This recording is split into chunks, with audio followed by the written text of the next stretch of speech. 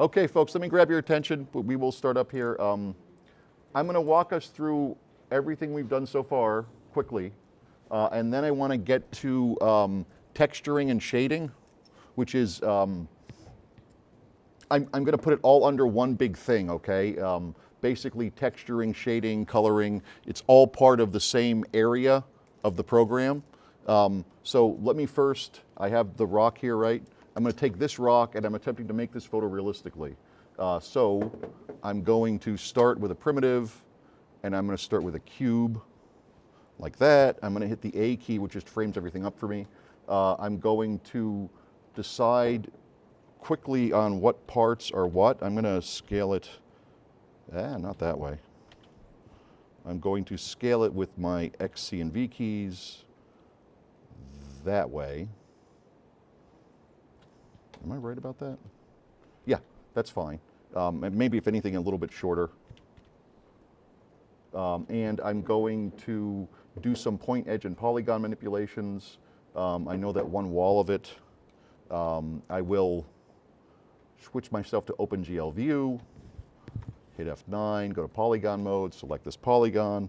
I'm going to scale that polygon a bit smaller that way and reposition it over here and probably rotate it a bit. I'm going to do a local rotation like that. And I will probably scale it. I'll probably also rotate it. In these other views here, I'm just going to hit my A key quickly so I can see what's going on. And why is this? Oh, that's why my front view is messed up, because that's how it should be. I'm going to rotate this here slightly like that. I'm going to start doing some subdivision stuff. I'm going to use the knife tool. I'm going to go to object mode to do this. Left bracket and give myself another subdivision there. Go to edge mode, hit F9, select this edge. I'm going to translate it this way. That is the rain, yes. We're flat roof above here, and it's really raining out there. It's good to be inside, actually, on a day like this. I'm going to lift the whole object up just so I get it on top of the grid and hit my F key, take a look at it a little bit. I'm, in terms of shape, I'm partially roughed in there. I have to do a couple other things. There's going to be a bevel down here, so let's do that. I'll go to point mode, grab that point, and right mouse click near it to get a modal menu. I will bevel that, take a look at it. The F key lets me zoom right in there. And I can see how my bevel is here and modify it a little bit. Maybe back out a little. Yeah, that's not too awful. I'm going to do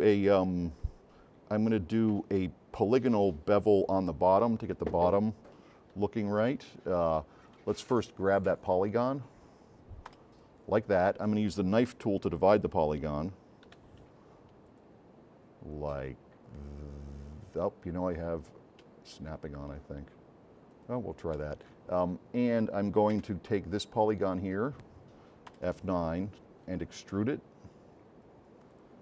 And we'll see it, it's down there.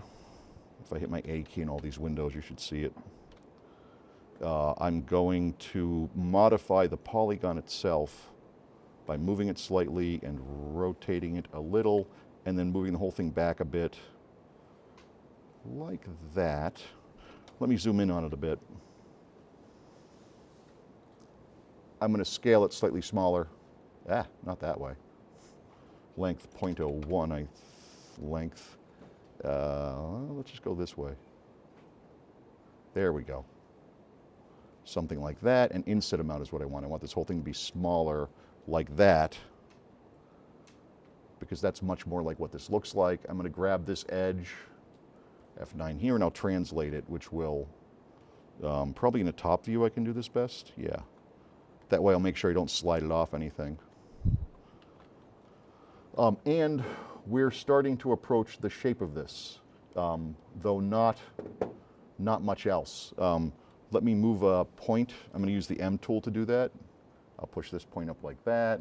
I'll probably have to split this surface, and I know this edge is going to need a bevel, but it still looks like that kind of default cement looking thing that we get in this program.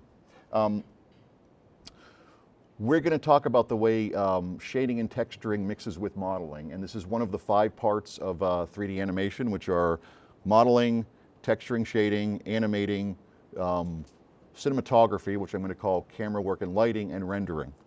And what we've been doing so far has all been modeling, and what we're going to be doing now is this texturing and shading part. The thing about texturing and shading in 3D is that it's very closely related to, strangely, to biology. I'm going to show you some pictures. This is the tree of life, which you might remember from high school. Remember kingdom, phylum, species? Remember that whole thing? Okay. There's several things about that. Big important things about evolution and things, but then there's smaller things about it. You know how every now and again they discover a new species? It happens a couple times a year. The way they discover a new species is that some biologist finds a critter that doesn't fit into this. And I want to give you an idea how big this is. This is, I believe, the current one. And actually, you see how we're over here? What is it? Is it Alt? Control plus. Yeah, we'll zoom me in a bit. Alt plus. Over here. Yeah. There we go. Boy, I don't even think we can get into it with that. If you look down here, we'll say Homo sapien. You just sort of see it. And is it, which is the one that lets me move it? Ooh, spacebar, that's it. I'll go in a little bit more. There it is, Homo sapien.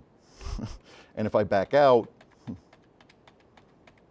that's what we're talking about here. And going back here, you're talking about literally plant or animal, and then you go into things like, you know, fungi or algae, or else, you know, is it a predator, not a predator, and it keeps going and going and going and going. And the reason this is interesting to us, you'll even see it says fungi, protists, single cells, plants, animals, so on. Before this had been discovered, that we're all related that way, biologists were going around looking at critters. They weren't even necessarily biologists, and describing them. And it's this process of description that is the most important part of what we're doing in terms of shading and texturing these rocks. In the 19th century or the 18th century, if I'm on a ship and I go to some island and I see a lizard that has 7 legs and wings, I write down a description of it. I might even draw it. And when I get back to wherever I come from, I look and see if anybody else has ever seen it. And if no one's seen it, I get to name it. And people had done this for thousands of years, literally. Like, they knew animals were similar to each other, and they knew when they found one that was sort of similar that it was new, but they didn't know they were all connected. And one of Darwin's great discoveries was, after getting all that data and all these descriptions, realizing that wow, wait, maybe everything is connected.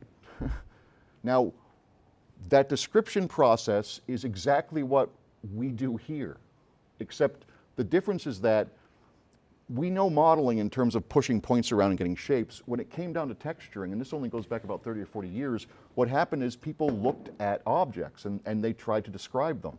So an object has a color, and then they tested color. They literally would, you know, use light meters and things and see what color did, and a mathematician would come up with a formula for it, and a programmer would take that formula and make a program, and then you would look at it. And they'd say, okay, well, we have color, but color's not all of it. What about shininess? And some other mathematician would come up with a formula for shininess. Another programmer would write a program for shininess, and then they'd try that. And what about the way light travels through things? What about the way liquid rolls off of it? What about cloth versus like shiny plastic? What about roughness? What about all these things? And as they would be described, mathematicians would come up with formulas, programmers would write programs, and we would see the results. And you still see them. The reason generally that each summer's movies look better than the last summer's is because they use new technology to shade and texture. Probably most of you remember when hair wasn't good. Like they couldn't do hair for literally maybe the first 10 or 15 years of computer graphics. And if you think of Toy Story 1, there's no hair in it because they literally did not know how to describe the stuff that looks like hair. They got fur down in Monsters. And if you remember the movie Monsters, there's only one character that has fur because it was really a new idea how you'd even describe what it looks like. What they did recently is they came up with human flesh, how to make human flesh look convincingly real. And before they did, which was only 4 or 5 years ago, if you think of Golem, for example, Golem looks bad, I think. But one of the reasons he looks bad is light never travels through him. He always looks dead. So he never responds properly. And it wasn't until after they made Golem that they figured out how to make light travel through critters to make them look like they're alive. It's something called subsurface scattering. Now, into all of that comes us and our rock. What I want to show you is how to get access to those attributes here and then use them in there to get closer and closer to making this thing look photorealistic. And once you know something about it, you can model differently. If you understand texturing, your modeling doesn't have to be as involved as you think it does because you know what you can cover with texture and what you can't. I have this selected. We're in OpenGL, which is, OpenGL is hardware. It's the graphics card showing me this thing in real time. I'm going to go to Object Mode, and I'm going to go under Material. And under Material, I have a bunch of names here. These are generally people's names, names of mathematicians. Fong, Lambert, Blinn, 2 mathematicians, Cook, Torrance. Strauss, and the last 2 are names for the processes. Now, these mathematicians are the ones who came up with these coloring models. We're going to use generally this shader, Lambert, and watch when I click it what happens. Okay, I get this new dialog panel. Now that stays the same, but this dialog panel has a couple color swatches in it. The Lambert model, which apparently had something to do with measuring the heights of mountains on the moon, that he was a guy a long time ago who figured out how with brightness to figure that out, has an ambient color, which is a shadow color, and a main color. And now these color swatches, I'm going to click the ambient color. It gives me this requester, which lets me get any color in the RGB color space. I'm going to reduce this to nothing, black, which will make that look better. Over here, the diffuse color is the main color of the object. If I want it to be red, I go like that, and it becomes red. Now, let me ask a question. You've heard of RGB color, yes? Yes. You've heard of 24-bit color, yes? Do people know what that means? 24-bit color? Why is 24-bit color different than, say, 8-bit color or 16-bit color? If you don't know, I'm going to describe it for you because it's very important. It's actually important to anything you're going to do in computer graphics ever. 24-bit color refers to 3 color channels: red, green, and blue. You have 8 bits of color in red, 8 bits of color in green, and 8 bits of color in blue. Now, 3 times 8 is 24. 8 bits, does anybody know what 8 bits means? What does it equal? It's a byte. A byte is a measurement of computer memory. 8 bits is literally 8 switches. A bit is a switch on and off. And I'm going to give you a little demo here. I'll do it up here. All of the computer memory we have, when you buy a memory card, it's done in gigabytes. When you buy a hard drive, it's done, well, in terabytes these days. You talk about things like kilobytes. They talk about megabits per second. There's a reason they're all talking about this. Computers, everything on them, it's all stored in bits, and a bit is nothing more than a switch. It's a switch that has 2 values. Those values are 0 and 1. That is it. Now, as a means of data packing, they pack bits into bytes, and there are 8 bits in 1 byte. So there are basically 8 on-off switches in 1 byte of data. Now here's the way they do it. If I wanted to put a number into these 8 switches, okay, every switch being off is 0. If I turned on the first switch, that's 1. Now here's the thing. I need to get to 2, but I can't go up here. So instead, I turn on the next switch. That is 2. And then 2 plus 1 is 3. I have to go up again. 4. And 4 plus 1 is 5. And 4 plus 2 is 6. And 4 plus 2 plus 1 is 7. I have to go up again. 8. And I can go 9, 10, 11, 12, 13, 14, 15. I have to go up again. 16, 32, 64, and 128. So this is 0, that's 255. When I have RGB 24-bit color, what I have is I have 3 channels, red, green, and blue, from 0 to 255, that can represent any color you can see on any computer screen anywhere. When you look at anything in a web browser or any video game, anything like that, you're looking at a red, green, blue image that has some resolution. In this case, we're 1920 by 1080 times 24 bits per pixel. Now, the reason I bring that up is these color requesters, and the color requesters you're going to see in all of your computer graphics stuff, will relate to this somehow. In this case, red, green, and blue are these channels here, and all they're doing with 0 to 1 is they're just changing 0 to 255 to 0 to 1 because they deal with more data. But basically, black is 0, 0, 0, and white, precisely. In this case, it'll be 1, 1, 1, but that's just because they're using a floating point instead. And I can make any combination of colors you can see on a computer screen with those values. So when I click on this patch here, this is the full range of colors I can get on a computer screen, on a movie screen, anywhere. This is the actual color. These are the very saturated colors. These are the very unsaturated colors. And this is the brightness. So anywhere I see a color swatch, I can do that, and it will move the sliders for me. Just like that. See that? Now, I'm going to close this for a second because we are still in our software, or our hardware preview, I should say, which is real time. That process I was describing of all of this, of like someone describing an attribute like bumpiness, and then someone writing a formula for it, and someone writing a program, and then it ending up here, that is a software process, not a hardware process. The reason cutscenes in games look better than gameplay is that for the cutscenes, they can use all the latest software. For the gameplay, they have to use the hardware. The hardware is always several years behind. So in our case, our hardware display looks like this. If we want the software display, I hold down the Q button, which I'm about to do, and I draw this box. And that is being drawn by our software called Mental Rays. Mental Rays is it's actually owned by NVIDIA now. It was a German company, it's still based in Germany, and they write the software to make all the stuff look real. That's all they do. They're just a bunch of PhDs. They write the software, they've written it for years.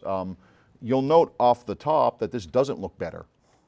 To make it look better, I'm going to slide this up, and that will look better but take longer. When I turn it, see how it takes longer to actually show stuff up here? Now, I want to get my dialog back, the one that actually was the shader. So with the object selected, if I hit enter, I get just the property panel for the object. If I hit alt enter, I get all the property panels. And generally the last one is my shader. You'll see it's down there.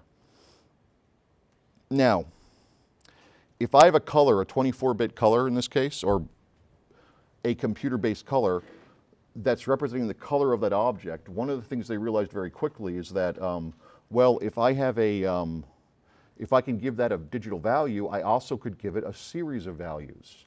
And an image, like these images down here, or even like the image of me up there, is nothing more than an XY grid of 24-bit values. You'll notice at the end of this, there's a thing that looks like a plug. What the plug will do is it will take something else, like a picture, and let me put that on for all the values. If I click it, take a look. I have all of these choices here. This one up here actually is an image, and I'll show it to you quickly. If I click image, This is the default image that Softimage gives you, actually just so you can check color and things, but you'll note this doesn't change because there's a whole other problem that comes up. If I go from giving this one color value, let's say we wanted to make it white, so it's 255, 255, 255, to a grid of values, 640 by 480 by all these different colors, I have to say how that grid of values is going to go on there. An image is a two-dimensional thing, that's a three-dimensional thing. This down here is a texture projection. Texture projection lets me say how I want that image to apply to that object. If I click New, I'm going to pick, under New, just to show it to you, I'm going to pick Planar XZ. Now, that's my X and that's my Z, the top of this. When I click it, let's see what happens. Aha, that's what happened. You'll see that this image has now been mapped onto this thing. And if I pull this out a little bit, you'll see it. By projecting grid down on it. Like literally, if I was in front of a movie projector and I had an image going out and it was going across my face, it would be normal here and it would be stretched on the sides. That's what's happening right there. You see how it stretches? And interestingly, I have an object. I'll close this because we can sort of see it here. There's an object in my scene now, I'm going to lose my grid, that is where that texture goes. It's the texture support. Watch when I move it, what happens. I can change how the image goes on the object. In this case, I probably don't want to use that sort of texture support. In our property panels, a very important feature of them, there's the back arrow. If I have a property panel open and I use the back arrow, it goes back to where I was before. And I'm going to change this to, I'm going to turn it into a, let's try a cylindrical projection to see what happens. Okay, now I get this cylinder. The cylinder will project differently, and if I pull a render region, we'll probably get a better result here. Yes. The cylinder projects evenly on the sides because that's where the cylinder is, and takes that two-dimensional image and makes it all meet up in the back. As a matter of fact, I don't need this one, so let's ditch it. Yeah. And I'll pull this window back open again. So now you'll see that looks good on the sides, but not on the back, or not on the top, like that. See? I'm going to hit Enter for my property panel. I'm going to hit Alt and Enter. Oh, you know what? Let me select something. We'll do Alt and Enter. Good. I'll go back down here to the Lambert shader. And that is not really what I want anyway, because that image isn't going to help me. If I took a picture of the rock, it could help me. And that's something I might want to do. I want to try some of these other settings. I'm going to right mouse click, and it gives me the settings again. Now, one thing I can do is I can disconnect it, which just goes back to the default color that was there. And I can always just put it back as some other color. But what I want to do is try some of these other things here. The other things, other than images, are computer programs. If I can use an image to dictate what the color is, I can use a computer program to dictate what the color is. These are sometimes called three-dimensional textures. Basically, the computer program will create a constantly resolution improving image that will go over my object. And you'll notice one of them is rock. Let's pick it and see what happens. When I click it, that happens. Now, this changed drastically, and I have this panel again. You'll notice it's still going on with that cylindrical projection, which I have here, although I don't necessarily like that. I'm going to try a cubic projection. Okay. It's still not looking too rock-like, but let's look at the settings. This is all the stuff that they're saying will let me make something look like a rock. If I play with the settings, I will get different results. And just looking at my rock, one thing is that the color is different. The base color is a yellowish, which means if I go here, I'll probably get closer already, which I am getting, which I actually kind of like. The grain size, I might even, while I'm doing this, let's blow up this image so we can see it better. Go over here. Grain size is a fairly subtle adjustment. I can enter a value, that's 0.016. Let's go with 0.02. Oh, that was wrong. Let me see, numlock, 0.02. That's better actually. Diffusion is how mixed the two colors are. And you'll see I'll get different results as yeah, that looks okay. And here, the mix ratio, I want it to probably have more black in it. And I probably want the grains a little bit bigger. Let's try 0.03. And I'll lessen the diffusion a bit so that they're sharper. Good. And I'll increase the mix ratio a little bit. And my grains are too big. I'm going to try 0.025. Now, I know almost nothing about this particular procedural shader. All I'm doing is clicking on it and then playing around with it. And unfortunately, well, or fortunately, that's how you'll figure out how most of these work. They're not that well documented. You can click this button and it will throw up the documentation on it, though it's generally just going to tell you, you know, what the parameters do, which could be helpful. You never know. Here's another thing about it, and this is a big difference. This is bumpy. I have something on here called bump mapping. I'm going to click it, and my object looks a whole lot different, right? I'm going to click it off. Bump mapping was another one of these description techniques. They realized there had to be some way to make something, like I don't want to model all of the tiny details on this because it would take forever. So people realized very rapidly that there's a lot of textures that are based on things having some depth to them, but that you don't want to do with geometry. Bump mapping lets me use that with the black-white differences. So basically this is taking that image and putting the black parts in and the white parts out a little tiny bit. It generally will get you small levels of detail. I can change things like this, which will make it seem deeper. I can even make it go the other way, so they pop out the other way. See that? And I can play around with these settings. These settings too should affect different parts of it. Okay, so I'm getting closer to this, yes? Let me talk a little bit more about it. And remember, we're looking to make stuff that looks photorealistic when we're looking here and we're looking there, we're seeing the same thing. I'm going to go with my back arrow to here. This is my shader still, right? And I'm going to make my scene look a little bit more realistic. I'm going to close this up, and I don't see any of that bump mapping stuff when I'm in this view, unfortunately. There is a way around that, and it's worth a shot. There's something called high quality shaders. If I click it, might take a second. Ah, there it goes. The high quality shaders were designed to allow our graphics hardware to try to approximate the way the software looks. And you'll see it's close. If I drag a render region with the Q button, that will look a little bit better, but it's not bad. The other thing I want to do is I want to make my environment similar. So let's put this on a surface.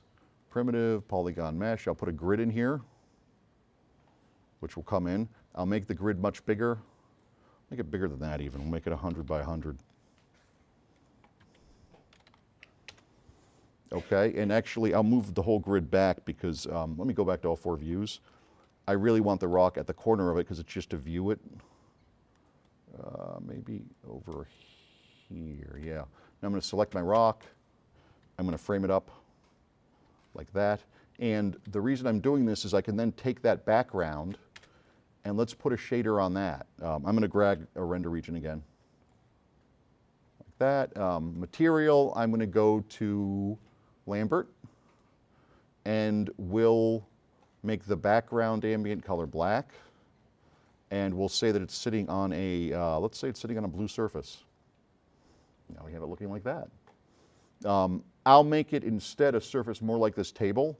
I'll go to diffuse, and I'm going to pick, I picked rock last time, I'm going to pick fractal, another one of these programs. which strangely enough is not far from what this surface already looks like. I'm going to give it a projection, planar XZ, which then gives me this, and now let's look at the fractal shader and see what we can change about it. I need that stuff to be much smaller, so let's turn this complexity up. There we go, that was doing it. Oh yeah, that's getting much better. Now you notice I can close this a little bit and get some interactivity here to get some idea where things are supposed to be. I kind of like that. Let me turn my complexity. I like the complexity up. If I don't like the values, remember, I can just enter new ones to see if it takes it. That's a complexity of 10. Let's see what a complexity of 20 looks like. Doesn't look any different at all. Damn. Perlin, recursive, how's that different? That's very different. Though still doesn't, there, my complexity beyond like 6 doesn't seem to do much. Diffusion. I'm going to guess is how much the edges go back and forth, but maybe not. Frequency multiplier.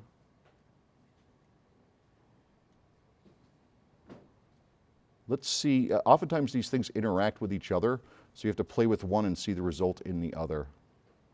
That I sort of like. Minimal level. Level decay. Oh, I like that better. Threshold. And time should give me very different results, yeah. Yeah, that I sort of dig. Now let's talk about color a little bit, although I still want a finer texture on that. Oh, that's getting much better. Look at that. Yeah, that I like a lot better. My diffusion still isn't doing much. Frequency multiplier. Whoa. Yeah, that I like. Let's give it different colors to make it more attractive. I'll make it a greenish yellow and a, not a white, cyan? No, that's a little too loud. Another yellow, reddish. I can live with a reddish. Let's pull a render region to see how it looks different in the render region. You see it looks clearer in the render region, I would say, but not drastically different. Okay, now just as a question, where do you think I am rock-wise with this? Is it photoreal? Is it close to photoreal? Thoughts? No? I'm going to turn on my whole modeling just to see it here. Why don't you guys try right now to put a shader on what you're modeling? Rough it into rough shape and then try to put this Lambert shader on it and see if you can modify the color and the texture and get it to look more like the rocks we want them to be, okay? We'll come around to help. Make sure you have the rock handy.